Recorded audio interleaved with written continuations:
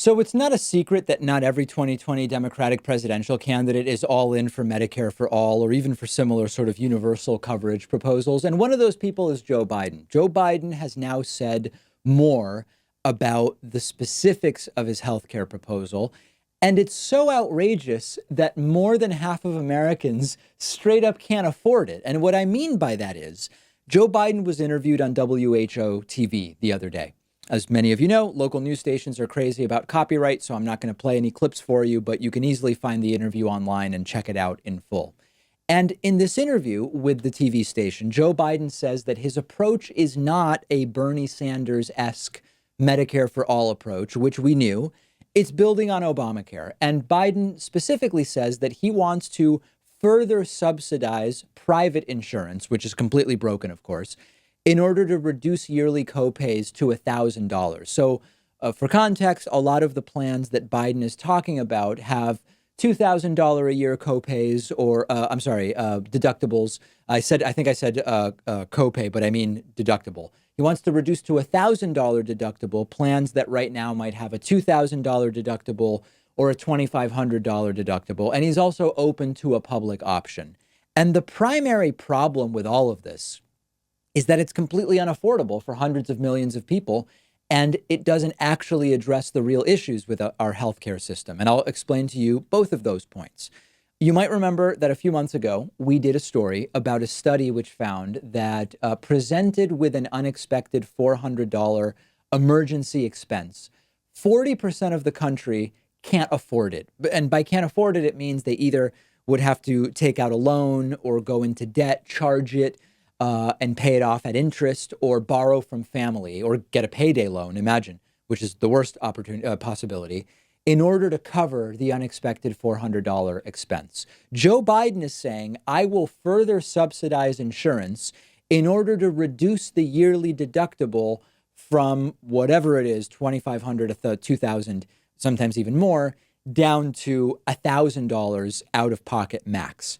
If 40% can't afford an unexpected $400 expense, then certainly more than half of the country can't afford a $1,000 deductible above and beyond premiums and medications and so on and so forth.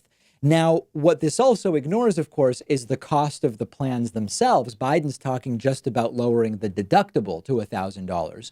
And then Biden adds, I guess, sort of like as a wink, wink, or an attempt to bring in some of the people who understand how broken our healthcare system is. Biden says that he's also open to a public option. And sure, a public option is a fine idea if you are comparing between what we have now and what we have now plus a public option. Sure, I'll take the public option. But a Congressional Budget Office study found that a public option would basically only lower monthly premiums by 7 to 8%. This barely makes a dent, especially when you consider how quickly premiums are going up year after year. Biden also repeats in this interview what is basically a Republican talking point, which is that under Bernie Sanders' Medicare for All plan, you would lose your insurance. It's incredibly dishonest. It's not true. The way it would work is a public option would be put in place immediately during the 4-year phase-in to Medicare for All, during which the age for Medicare eligibility gets lowered and lowered until everybody is in. To say you lose your insurance under Bernie's plan is incomplete at best and completely dishonest and a Republican talking point at worst. This is the worst part of Joe Biden. These are Republican for-profit health insurance company talking points, and Joe Biden is repeating them. Now, I will try to find some kind of silver lining here. The one thing I appreciate about Joe Biden is he's being upfront with us. He's not for Medicare for all, and he's telling us he's not for Medicare for all. We can debate it. We can discuss whose plan is the best. We can discuss whose plan would be best for low income, middle, whatever. Joe Biden is not playing coy the way that Kamala Harris did, where on a CNN town hall, she said Medicare for all is the way. And then the next day put out a statement saying Medicare for all would be one way and tweaking Obamacare is another way that I would also be open to. Joe Biden has been upfront. He's not for Medicare for all. He's been upfront with the wealthy donors behind closed doors, but it went public, saying your privileged status will remain unchanged if I become president of the United States. He is safe for the super rich. He's been upfront. I don't agree with Biden's politics. I think it's terrible.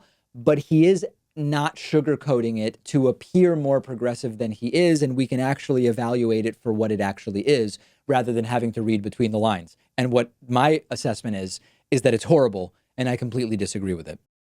Today's program is sponsored in part by Blinkist.com/Pakman. If you've not already heard about Blinkist, it's amazing. It's an app for your phone, tablet, or web browser. And what they do is they take nonfiction books, popular nonfiction, critically acclaimed nonfiction.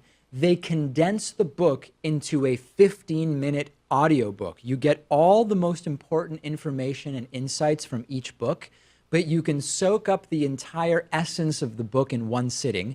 I've listened to a ton of books on Blinkist. One recent one is Robert Reich's new book, The Common Good. Also Bunk by Kevin Young, useful in preparing me for the pseudoscience miniseries that we're producing. And if you are a David Pakman Show viewer or listener, you can get a 7-day free trial by going to Blinkist.com/Pakman. If you're watching on YouTube, use the link in the video description. After the free trial, if you like it, you can get the full access to thousands of condensed audiobooks for about $5 a month. That's BLINKIST.com/PAKMAN.